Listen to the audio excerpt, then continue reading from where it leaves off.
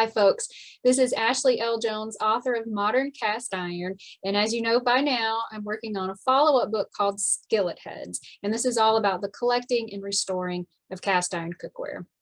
So I'm reaching out to the cast iron pros. And today I have with me Michael Griffin, who is the brand director of FINEX Cookware, which is cast iron.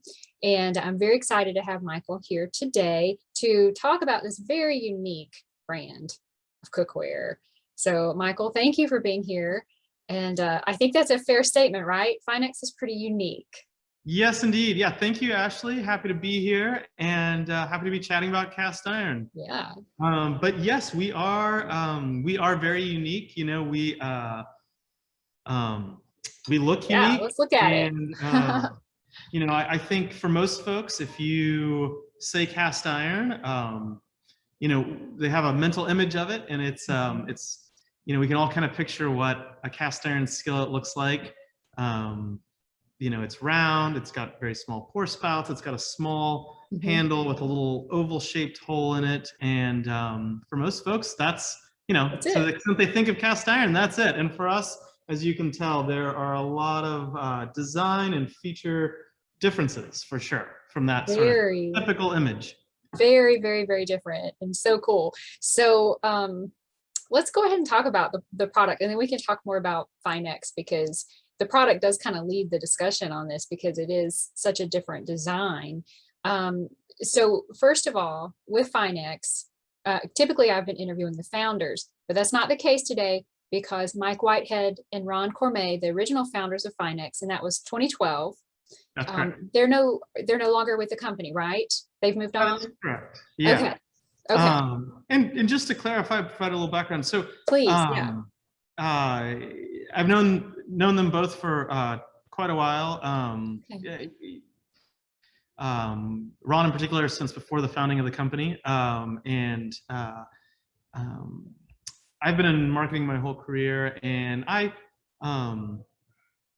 had a variety of sort of fun side projects that I was working on while I was employed at a larger agency, one of which was FINEX. So I've been helping out since the Kickstarter days a little bit. Very cool. You know, helping set that up and come up with some of the initial brand standards and initial marketing plans, and also you know, as an early user and tester of the product. So you know, just it's been fun to watch it grow, and you know, since the founding, the extent of my involvement was fairly limited. I was, you know, full-time elsewhere and had a few little projects, but I would, you know, attend quarterly meetings and try out all the new products, of course, and be assisting a little bit from the sidelines until 2017 when I jumped on full-time. At that point, we'd grown to have about 10 different products, and things are really heating up. And, made very cool. Okay, so tell us what you know about what came into their minds. Why on earth did they design a pan that's not fully round? Because technically it is octagonal at the top, right? Correct. Yeah. Yes, that is correct. Yeah. So great question, and one, as you can imagine, we get all the time, because we are, you know, like I said, very different from that typical round look. Yes. And there's a couple reasons for it. They all sort of tie into a broader design philosophy we have around premium functional design, where we want the design to be visually inspiring and appealing and encourage people to cook more and cook better. But we also want that design to, you know, more importantly, add some function, add some features that enable people to cook better. So the octagon, you know, allows for that in a few ways. You know, first off, it is very different. You know, we wanted to reinvent cast iron. You know, so we weren't shy about making things look visually different. Something that would, you know, be sort of arresting and make people step and say, "Whoa, what is that? What's that?" We've got to get people talking. We got to get people asking questions, particularly when we started. talking about this in 2012. There weren't any other sort of newer cast iron cookware brands. You know, they're the legacy brands that had been around 100 years or so, and no one else. So we're like, okay, we gotta spark a new conversation because nothing's changed in 100 years. Let's not shy away from making it visually different.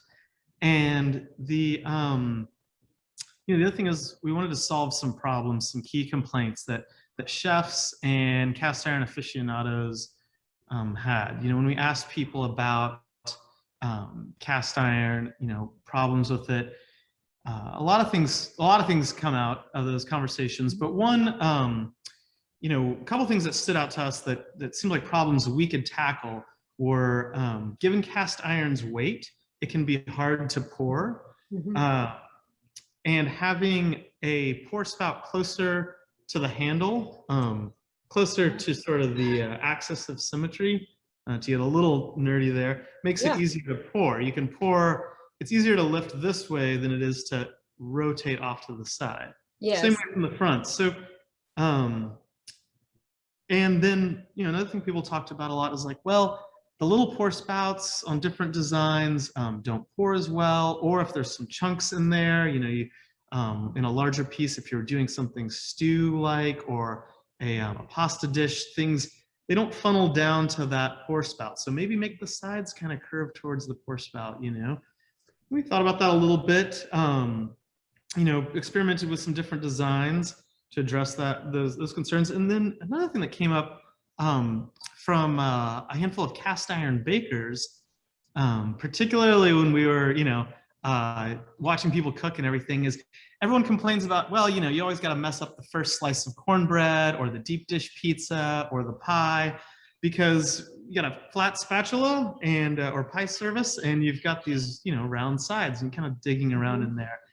And, you know, we started thinking, you know, what if we, for those really deep dish items, baked goods, what if, you know, what if we made some flat areas on here, you know, make it a little easier to get that spatula started, easier to preserve that nice crust and lattice work that, you know, for those that make pies in here that they've worked so hard on. So when you put those things together, you start thinking about, well, could we have more pour spouts? Could we position them differently to make it a little easier for people that are having a hard time with the weight? Could we also get some flatter sides up top to make it easier to get that first piece of pie out? You know, start playing around with those in AutoCAD and eventually or SolidWorks, and you eventually come to something like this. Wow, it's not as crazy when you back up and tell the story about how it came about, where something completely round becomes octagonal. I mean, it totally does make sense now. Oh, thanks. Yeah, and you can, you know, we did a lot of drawings and sketches and played around with, you know, every pan on the market and, you know, a lot of vintage ones that we scoured eBay for. But, you know, it was fun. It's kind of a converging evolution of like, well, we take a little bit of feedback from this person and some other inspirations and come up with something totally new. Yeah, yeah. Now tell me about the handle. Yeah, so the handle, obviously that gets a lot of questions too. That's it's very eye-catching.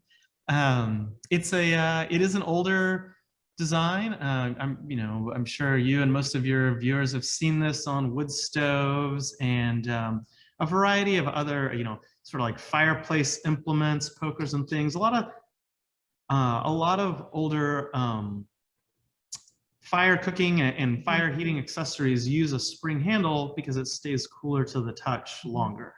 Obviously, it is metal, it, you know, will get hot, but it stays cool longer, and since the air can circulate around it, it'll cool off quicker. Does the handle protrude through the coil, or? Yes, indeed. So there is what we call a handle stem. Okay. A cast iron stem that goes through this, and is attached with a stainless steel pin right here through a brass knob that holds the whole ensemble together. Okay. So anyway, so we took up that, you know, that old idea of the spring handle on wood stoves and things, and it's out in some other cookware, you know, some vintage pieces.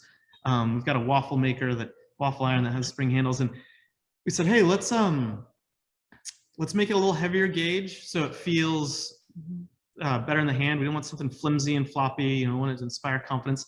and let's polish it. And we spend a lot of time and skilled labor, right here in the US, hand polishing these solid 300 series stainless steel spring handles. They look good, they feel good in the hand, and they're also one of the few in our testing, maybe one of the only multi-part handles that doesn't come loose, even with multiple heating and cooling cycles. So I'm sure, Ashley, you've seen, riveted on handles, or on less expensive cookware, sometimes there's a bolted on plastic or wood handle. Those bolts and rivets, as they heat and cool, shrink and expand with multiple heating and multiple uses, they tend to get loose and wobble a little bit. And, even if it's still on there securely, just that wobble is just it's not inspiring to cook with. It doesn't have that it's too heavy to be playing around with the handle. Right, exactly. Especially when you got hot food in here. And hot, oh goodness, if you've got hot food, hot grease, no, you don't want anything that you feel is going to fall apart. No, you want to feel confident. So we compress this spring this way, sort of vertically, and then we also rotate it, so it's compressed rotationally this way before attaching this brass end cap. And production at work. Totally. We got some production going on here and some shipping. Awesome. What a noise, but sorry. But no, it's fine. The use of brass on here bites into this stainless steel pin. It's a little bit of a softer metal, and the kind of compression we do on here allows people to heat and cool this over and over again. Even in pizza ovens and really high temperature settings without becoming loose. Yet at the same time, with our machinery, we can compress and rotate the spring and take this apart for cleaning or repair, or it happens so infrequently, but occasionally we switch out a brass end cap or something like that for a customer. Very good. Okay, well, when I first saw it, I wondered what is with the spring coil, but you're right, there's a Griswold pan that had the same coil handle, the waffle makers, like you said, the wood stove. So it's not unheard of, and although it looks very modern, it does have that vintage element to it. So it's a really neat combination for a pan. It's also gold. when you get it out of the box, it's it's one of the goldest pans out there, and understand it will darken as you cook, but it does have a very nice color out of the box, and it has that nice tab helper handle on the side. What about the back? Does it have like a heat ring, or is that just a depressed ring? It's just this is just an indent. It is a visual reference to those old heat rings, but of course a lot of our customers these days, myself included, use induction. So we make sure this is flat without any real protrusions or anything that would interfere with that. So it looks really nice. Yeah, it's just an indent there. Now, do you guys use like the traditional sand molds for FINEX? Yes, indeed. Yes. So we're cast the traditional way. We since as you know, we were acquired mid 2019 by Lodge Cast Iron. We're still here in Portland and still managing the brands separately, but we've transitioned to having them do our casting in almost completely in early 2020, and it's a sand cast process. As usual, we have a form and essentially large boxes of wet sand that pack around that form, and then remove the form and leave a cavity in which to pour the molten iron. When I first heard of that arrangement where Lodge bought FINEX, I saw this little teeny article, and because it said Pittsburgh Foundry buys. What? And could this be? So that struck me as very surprising, because Lodge has never bought another cast iron company before, and they've been around 125 years now. But so I think it's this little known fact, but the more you think about it, it is intriguing, because Lodge has been branching out into the more modern, more refined, more expensive cast iron cookware lines, and they're still keeping that economical, you know, classic Lodge pan, but now they have black lock and that they produce, and then now they on FINEX, which is still totally different than everything that Lodge does. So tell me kind of how do you perceive this going in the future? Do you think FINEX will just continue with what you have? Are you looking to add more of these unique products to the FINEX catalog and still retaining that original footprint and that, you know, in your original DNA? Absolutely, yeah. So yeah, we certainly retain our, you know, our footprint here in Portland. If anything, we've expanded, and in our original DNA, for sure. It's helped us get really clear on what that DNA is, and we have some bright lines around, you know, what we will and won't do as FINEX, and they're all geared to ensure the longevity of the brand and you know, our position as an inspiring, functional piece of cookware that we intend to be, again, you know, good forever. But to answer your question, we are expanding the line. We just launched this 14-inch double handle skillet. Oh, that's beautiful. I saw that on your website. Thank you. Yes, that we're thing quite is proud of it. Gorgeous. Yeah, we launched this a couple months ago, and it's rapidly you know, becoming a bestseller. I don't think anything will replace the 12-inch skillet, but this one's coming up quick. This we've got several other products in the product line. So, you know, one of the great things about working with Lodge is they do, as you mentioned, have over 125 years of casting experience. There's really no one else in the U.S. that's you know, comes even close in terms of casting cookware at that scale and for that length of time. They and as you pointed out, they have their classic, very economical product that hasn't changed in you know, 100 years or so, or hasn't changed substantially. But they do know how to cast to a variety of very high tolerances, and you know, with have been super helpful in you know, meeting our quality standards and expectations, and also helping us with some of the technical challenges in casting and machining something this large. That makes sense. So tell me this, is it their 3rd Street foundry, the new foundry in South Yes, that's correct. Yeah, you know the location well. I do. I have been there. I spent 6 hours there one day touring the foundry. It's very, very cool. But that was before you guys came on board. Okay, so what they do is it's a very fast process. I mean, you can watch the pans go by. It's crazy. For your products, tell us what they do. They pour the mold, So, and then they send them to you at that point, or do they do some more? Is there polishing? Do you use CNC machines? What do they do? So you're correct. They pour it into the mold, and you know, it comes out. It's cleaned, goes through some quality checks, and then from there it goes out to a series of machine shops that do the CNC machining for us. Oh, they do it there. Oh, yes. Cool. Okay, because they don't CNC their own classic Lodge products, so that's interesting that they kind of pulled in that component to do that for you. Okay, that's correct. Yeah, and that's you know, so just, you know, full transparency for the whole FINEX history, we've contracted with a variety of US-based, family-owned, primarily foundries to do the casting work, and we've and that's true of, you know, in my conversations, other folks that are doing cast iron in the U.S. as well. You have to. Yeah, you go with people who know what they're doing. Yeah, you don't just build it in the backyard usually. Right, that's correct. It's you know, we used a lot of foundries, and with varying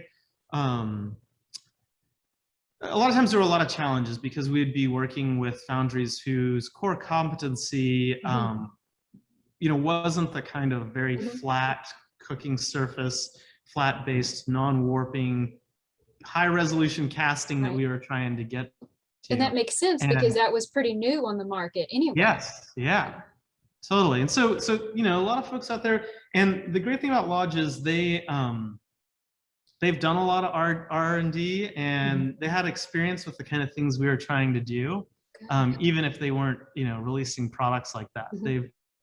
They've done a lot of stuff and just have a wealth of expertise in terms of casting. So the casting quality,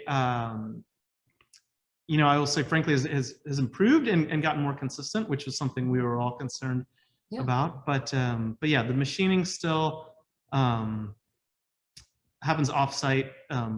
You know, it's a you know, as I'm sure you've heard, it's a fairly precision operation and takes quite a bit of skill, particularly for our products that aren't round. A round item can be spun very easily and machined a bit easier than our products can. I can imagine.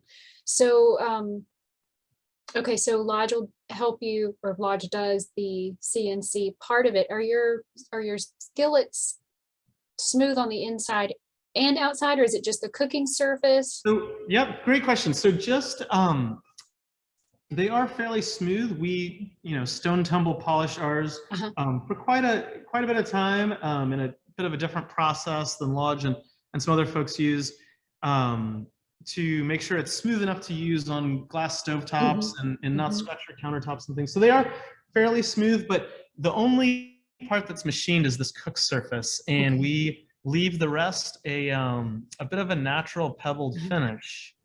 And there's a couple reasons for that, a couple functional reasons for it. One is, you know, the machined cook surface is just really incredible at frying and searing particularly delicate items like eggs or fish. I mean, it works well with everything, but it really shines with those delicate items where you're trying to get close to a non-stick surface. So the bottom cook surface is getting that machined and smooth is really key to us. But we do leave some of this natural pebbled finish, partly because it tends to, you know, in our testing, hold the seasoning a little bit better when there's more scraping and bubbling. So if you're doing like a you know, like a tomato sauce in here or something, the bubbling of the sauce around the edge, you know, something that's really hard on the seasoning is going to take it down quite a bit, and having some pebbling there helps it stick. So our Dutch ovens, our Dutch oven and sauce pot, for example, are not machined because, again, we're not frying an egg in the bottom of the Dutch oven, and having that you know, polished but still pebbled surface allows the seasoning to stick a little bit better.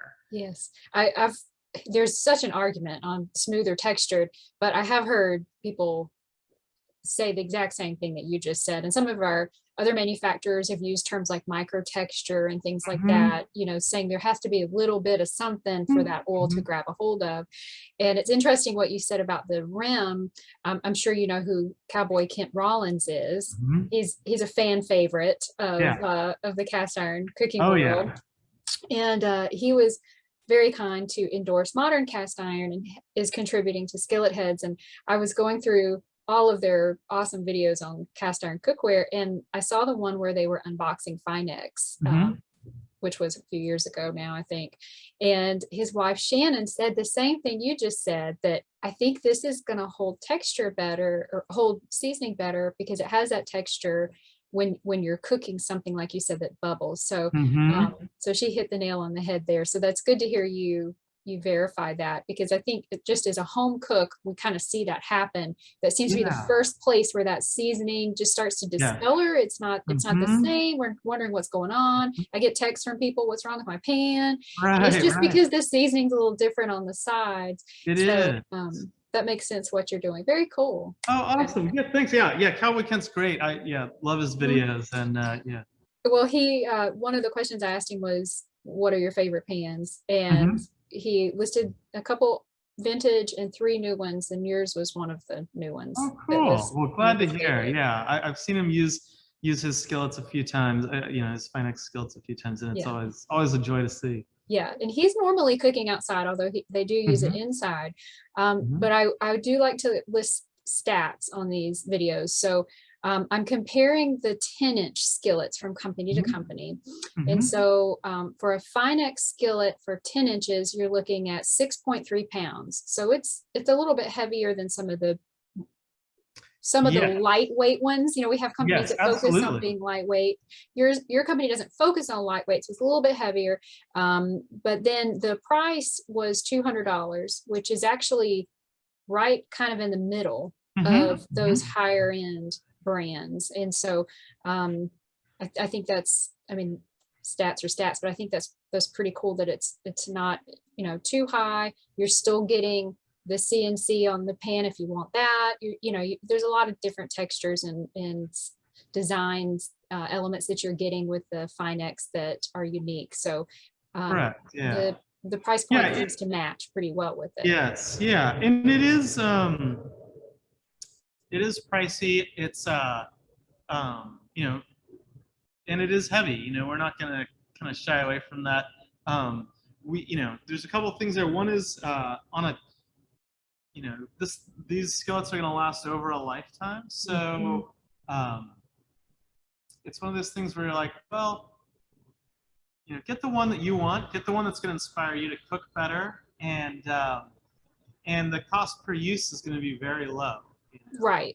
It's hard to put a price on cooking inspiration and performance, something that's going to sit on your stove and inspire you to cook better and also enable you to. So I definitely encourage people to get the cookware that's going to help you cook better and inspire you to do so. Make cooking a joy for yourself. I agree. If you're not enjoying it, you're not going to do it. Yes, and absolutely. and you can make even the simplest everyday meal feel like you're a chef when you pull out your big cast iron skillet that you love. I have friends, the husband says, "Oh, you must be in a good mood tonight, you've got your skillets out." That's right. Yeah. So I like that. I like that a lot. Yeah, totally. I did want to ask you real quick before we go, do you know where the name FINEX came from? Yes, indeed. Yeah, we picked around a lot of names, and it goes back to our ambition to make something inspiring and functional that our customers can take and run with. So you're going to cook in this. It's going to become an heirloom in your house and in your family, hopefully. And we provide, the refined design and production process, and our customers are the X factor. What are they going to bring to it? Interesting. They're going to bring their own family recipes and their own dreams and their own cooking traditions, and we're happy to be a part of it. I like that. I'm glad I asked that. And then what do you season them with? So we use 100% organic flaxseed oil. Okay. And we say we pre-season them, and as you mentioned, it's got that golden bronze kind of color. We provide this nice pre-seasoned finish. It's ready to cook out of the box, but we do tell our customers to use a little more oil the first few times because this thin layer is going to build up and darken and patina and really tell you your story. Every skillet tells a little bit of a story as the season changes. But yeah, we use flaxseed oil, and we do a very thin pre-seasoned layer with it. Okay, and now you cannot find FINEX on Lodge's website. You two are kind of kept separate there. So folks can find you at finexusa.com. And then what specialty stores are you in? So we're in a lot of boutique kitchenware stores. You'll find us, check your local listings and stuff. But we're also available at Williams Sonoma, Nordstrom, Crate and Barrel, and Cabela's outdoor stores. Very nice. Okay. Well, Michael, I appreciate it. that you have filled in all the blanks and you've Oh, let us see great. this beautiful pan, and I just appreciate it so much. FINEX is a really neat company, and I do hope folks will check you out. I'll be sure to include the URL at the bottom, so people can click over and see what FINEX has to offer them today. Awesome. Well, Ashley, thank you so much. Really appreciate your time and your interest in cast iron, and I'm really looking forward to the book. Thank We'll you. have to get some here at the factory to show visitors as well. Yes, that would be great. All right, All thank right. you.